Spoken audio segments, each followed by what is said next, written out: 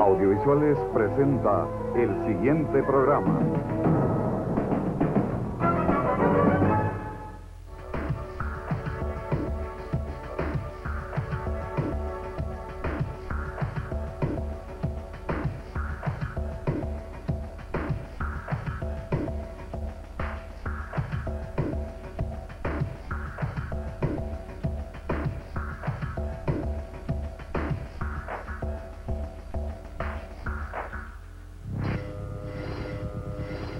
Bienvenidos al Taller del Artista. En esta oportunidad nos encontramos en el Museo de Arte Moderno de Bogotá en el marco de la Quinta Bienal y con Nadine Ospina, uno de los artistas colombianos más reconocidos internacionalmente y quien ha hecho nada menos que de la cultura el punto de partida de sus planteamientos creativos. La entrevista se llevará a cabo sin cortes de ninguna índole, buscando la mayor espontaneidad posible y también que el programa tenga alguna concordancia con los planteamientos y conceptos de Nadine. Como en todos los programas, nos acompaña en esta oportunidad un crítico de arte. Se trata de Carmen María Jaramillo, curadora del Museo de Arte Moderno de Bogotá y profunda conocedora del trabajo de Nadine. Veamos antes un pequeño informe sobre la vida y obra del artista. Nadine Ospina es uno de los artistas de las nuevas generaciones que más rápida aclamación ha logrado por parte de la crítica y que más amplia aceptación ha conseguido por parte del público. Nacido en Bogotá en 1960 y egresado de la Facultad de Bellas Artes de la Universidad Jorge Tadeo Lozano, Ospina empezó a exponer desde 1981, haciéndose acreedor a numerosos reconocimientos, entre ellos el primer premio en el Salón de Artistas Nacionales y la representación de Colombia en las Bienales de Sao Paulo y Cuba. Nadine Ospina se expresa primordialmente con instalaciones que en un principio estaban conformadas por elementos que él mismo fabricaba y que incluían representaciones de la figura humana, así como de animales. Poco después se hizo claro su interés en el arte precolombino a través de una mirada crítica a su comercio y descontextualización, y más adelante comenzó a precolombianizar elementos de la vida cotidiana, en particular aquellos que implican una penetración cultural y que están ligados con las jugueterías y otros establecimientos comerciales. Ospina ya no elabora personalmente sus piezas, sino que actúa como su gestor y ordenador. Su obra hace gala de una gran ironía como medio de despertar la conciencia del observador sobre la realidad y la función del arte.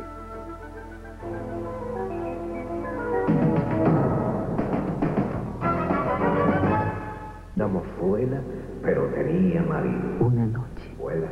Una noche toda llena de murmullos, de perfumes y de música. Por una mirada, un mundo.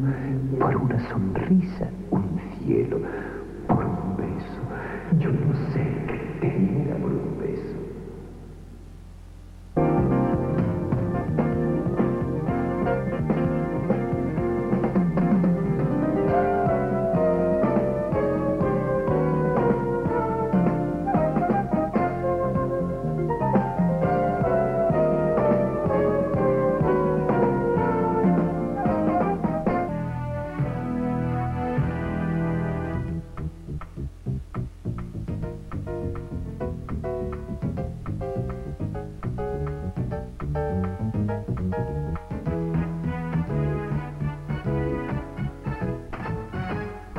Preparados, al aire.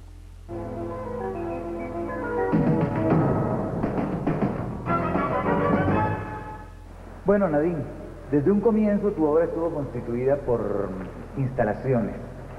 ¿Qué te brindan las instalaciones que no te brindaban ni la pintura ni la escultura? Sí, la instalación es un medio autónomo muy interesante en el que se manejan operaciones que se hacen en la pintura, en la escultura. Hay una cosa matérica relacionada con estos medios tradicionales, pero ofrece otro universo más de intervenciones en el espacio que ofrecen al artista y al espectador una serie de sensaciones y de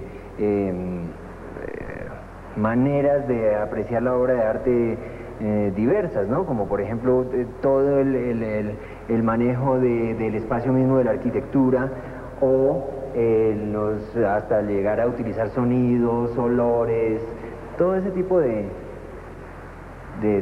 funciones, de operaciones, ¿no? De todas maneras, tus primeras instalaciones estaban muy ligadas a la pintura y a la escultura. Eran unas especies de esculturas pintadas. Sí, de hecho yo operaba como un pintor sobre una superficie tridimensional porque estaba preparando un lienzo, lo estaba imprimando y sobre este lienzo estaba aplicando acrílicos u óleos, que era lo que utilizaba. Después viene una época azul, donde ya desaparecen todos esos chorreados y esas cosas multicolor y policromática y aparece un solo color, un azul intenso. Sí, hay una intención como mística en este sentido.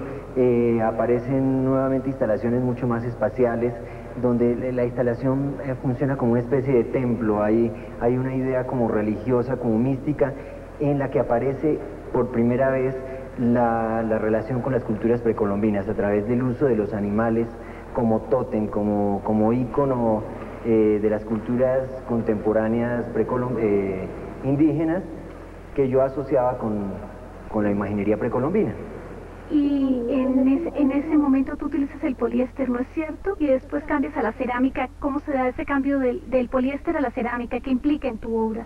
Sí, toda la serie azul y la serie anterior de color era construida con unas piezas hechas en resina de poliéster y fibra de vidrio que correspondían mucho a la intención que yo tenía como de la construcción de una estética modernista, como un artista de vanguardia que está indagando, además de proponer una obra novedosa, indagando en nuevos medios, en medios tecnológicos, en medios que fueran novedosos. Y cuando yo introduzco la cerámica en la obra, estoy haciendo un giro total en esta operación desde un punto de vista conceptual y desde un punto de vista matérico. Cuando en el Salón Nacional, que fue la primera obra que yo hice con falsificadores de precolombinos, mando a hacer la obra de estas personas, ahí estoy introduciendo un nuevo concepto de producción de la obra de arte. Pero en esas primeras obras en poliéster y en todo eso, en todas esas pequeñas todas esas instalaciones, pero con pequeñas cosas, había una búsqueda o un planteamiento ecológico por tantos animales, los chicuidos, los tapires, en fin, todos esos animales. ¿Había un planteamiento ecológico? Sí, de hecho es algo que a toda la gente que está en la cultura le interesa mucho, llamar la atención sobre este aspecto. Pero fundamentalmente lo que a mí me interesaba más era la imagen de estas figuras precolombinas donde se hacía alusión a los ciervos, a los tapires, a toda esta serie de animales que tú mencionas, pero como manifestación plástica, como elemento de comunicación plástica y ahora como lectura cultural. Y la repetición era importante porque eran la misma figura muchas veces, ¿o no? Sí, la serialidad, la secuencia, lo que nos lleva también como un poco a las fuentes de lo que ha sido mi trabajo en otro sentido, que es como el rigor del minimalismo y también ese aspecto de secuencia que se lee también en la manera como construyo las instalaciones. Y además del minimalismo, ¿qué otro tipo de artistas o de fuentes bebes tú en los comienzos de tu obra? Bueno, todos los artistas que estaban trabajando en arte de la tierra, por ejemplo, a mí me interesaba muchísimo el trabajo de la gente que hacía intervenciones en el espacio, en los paisajes, porque tenían también todo ese aspecto como de retorno hacia lo ancestral, hacia lo arcano, arcaico. Y los instaladores mismos, por ejemplo, aquí en Colombia me interesaba mucho el trabajo de Sara Modiano, de Miguel Ángel Rojas, que eran además, pues Miguel Ángel era mi maestro, mi profesor, y Germán Linares, que es un artista que desaparecido recientemente, que hacía intervenciones en el espacio público y en los espacios como museos o galerías, y que influyó mucho en mi trabajo inicial, que era un trabajo de pequeñas piezas de colores repetidas, muy abstracto, que presenté en el Salón Atenas por primera vez. Bueno, ahora sí, retirámonos a estas obras que presentaste en la Bienal y que son más o menos pues un ejemplo de lo que has venido haciendo últimamente. El cambio como primera medida, como bien decía Carmelita, es en el material. ¿Qué te ofrece este nuevo material que no te ofrecía el poliéster? Bueno, la cerámica fundamentalmente pues está para mí asociada con la conservación de una tradición de producción artesanal y al mismo tiempo también deja ver todo un problema de producción, de falsificaciones, de lo que hacen estas personas que están vendiendo piezas precolombinas, auténticas entre comillas, para extranjeros, para no conocedores, incluso para personas que saben mucho, porque la simulación llega a un grado de refinamiento muy grande y eso me interesa mucho como simulación, como manipulación del pasado cultural, ¿no? Cuéntanos un poco, nos hablabas ahora de que hay un mercado de tierras, de precolombinos para la falsificación. Cuéntanos un poquito.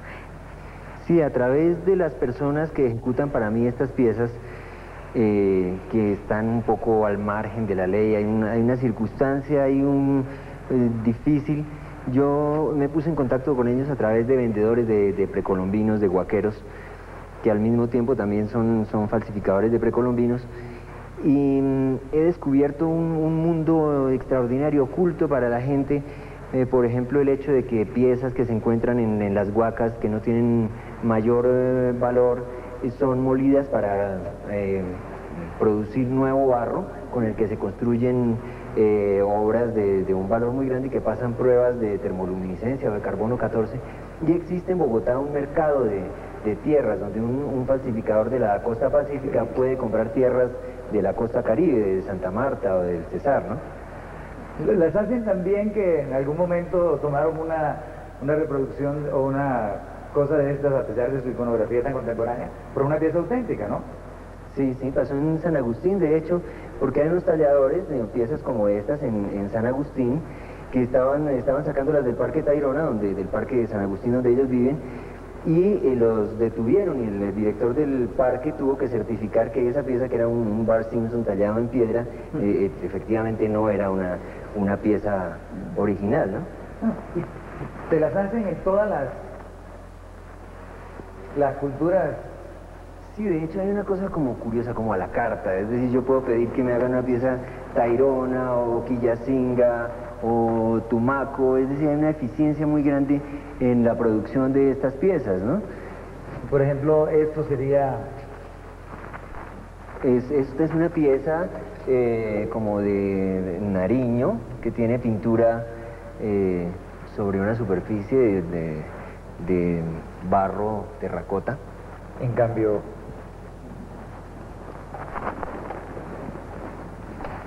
Esta es una pieza tairona, que es como un hechicero, lo que llaman una bruja tairona. Toda la pieza está reproducida tal y como es originalmente, salvo obviamente el rostro de esta imagen de caricatura. Cuéntanos un poquito cómo es esa mezcla de iconografías entre, por ejemplo, el mundo de Walt Disney y el mundo precolombino. Sí, como yo estoy trabajando con la cultura, me interesa indagar en ese tipo de entrecruzamientos que ocurren especialmente en un lugar como Colombia, como Bogotá, donde estamos al borde de subirnos como en el pasado y de pronto nos desplazamos velozmente hacia la contemporaneidad, al internet, a los medios de comunicación como la televisión, el cable, todas estas cosas. Y mis piezas pretenden ser como sintomáticas de ese desplazamiento, como de placas tectónicas, yo lo concibo así, como culturalmente, que se están frotando en el lugar donde estamos viviendo, ¿no? Pero también hay una connotación política en esta obra. Yo creo que sí, indudablemente. Indudablemente toda mi obra y cada vez está apuntando más hacia poner de presente una sobreimposición cultural, en muchos sentidos colonialista o neocolonialista, un poco abusiva, de las multinacionales y de las potencias a través de sus medios de comunicación de una manera muy velada, porque de pronto la leemos a través de la franja infantil, de la gente a la que le llegan las caricaturas, y parece que eso tiene una cierta aura de inocencia que yo cuestiono mucho, ¿no?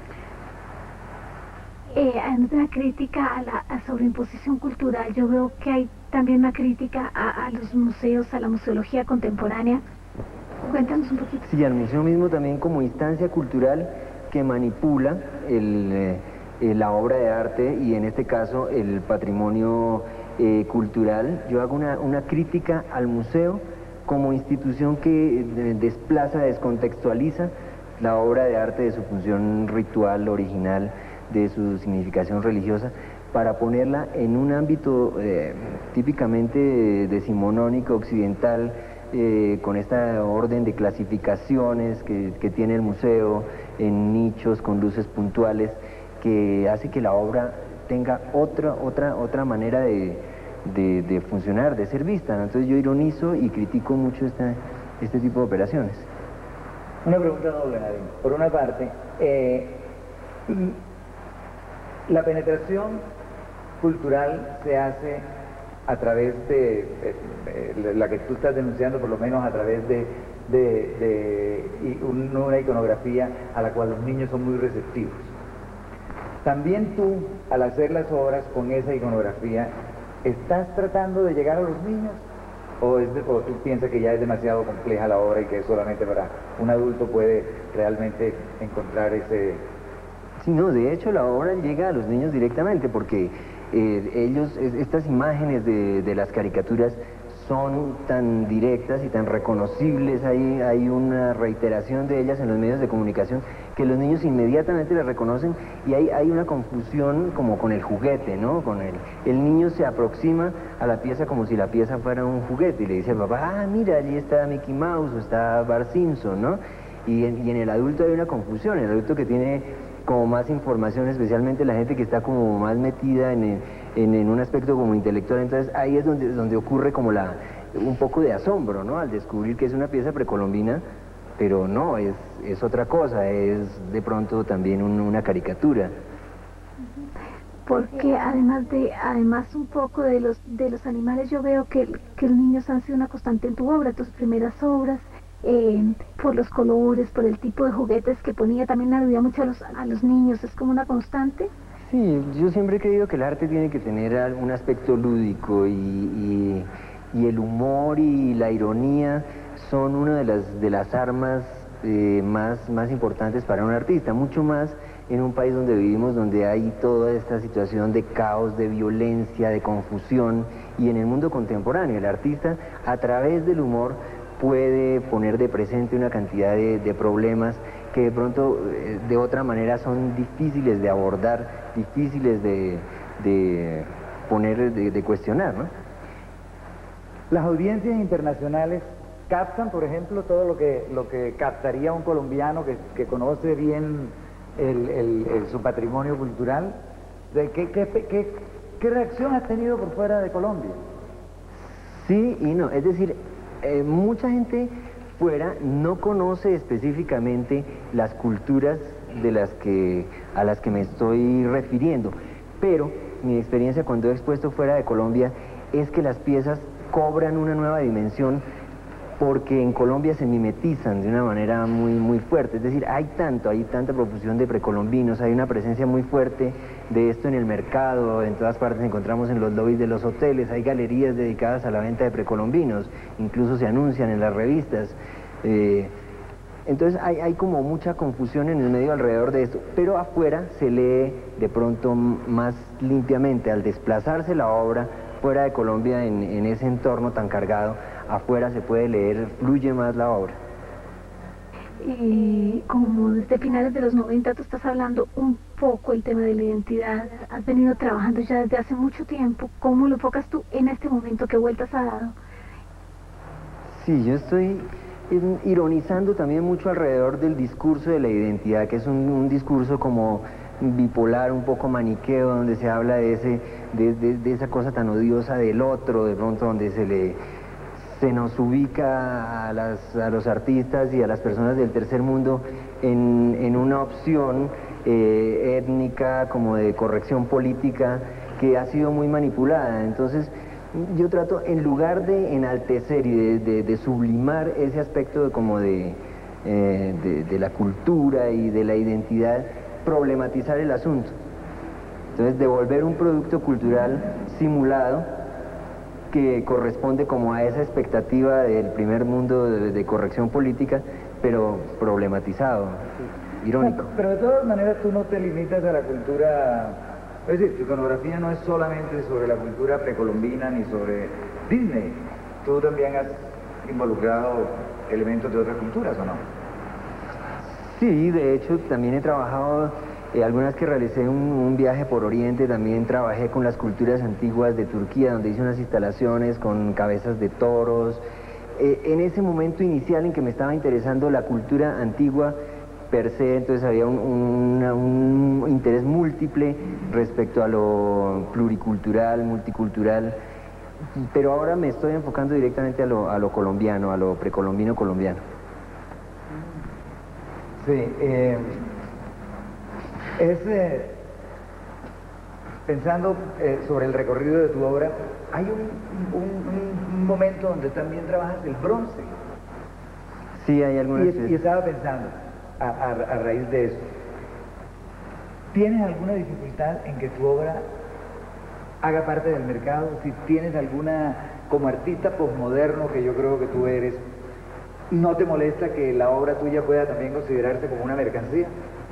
No, de ninguna manera. A mí me parece que eso es un poco un complejo como local que tenemos nosotros con el manejo de la obra. Incluso mis obras, que en determinado momento funcionan como instalaciones, luego se convierten en piezas que entran a circular en el mercado, y eso me parece también como una ironía más, como eso, cuando las piezas empiezan a circular como piezas precolombinas auténticas y las veo en una casa al lado de esa pieza precolombina que intenta ser como una manifestación de poder, de dinero, de reconocimiento social por el hecho de haber sido adquirida. Entonces entra en un desplazamiento más, en un nuevo juego cultural, ¿no?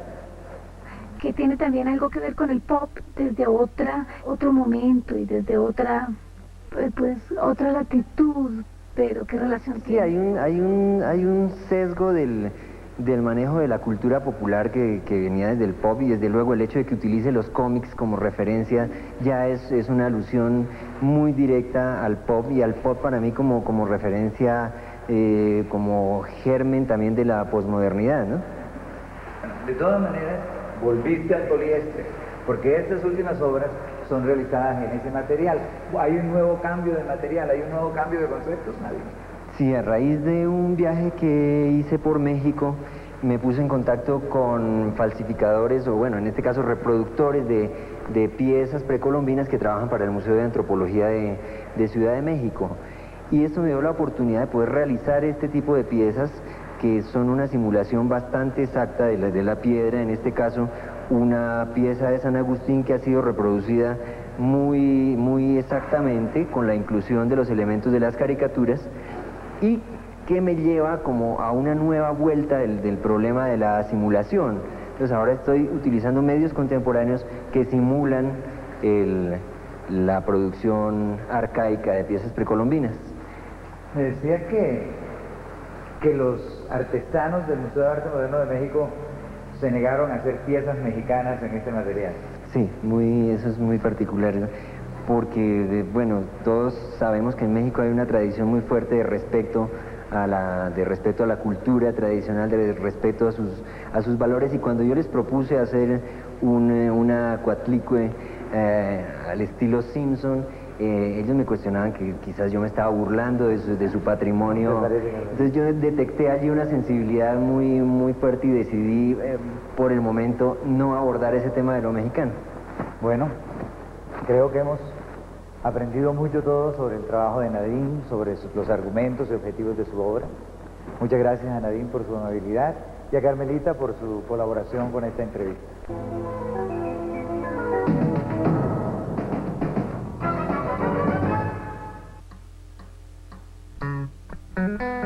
Bienvenidos a Música Líquida, el viaje que recoge todos los sonidos del mundo.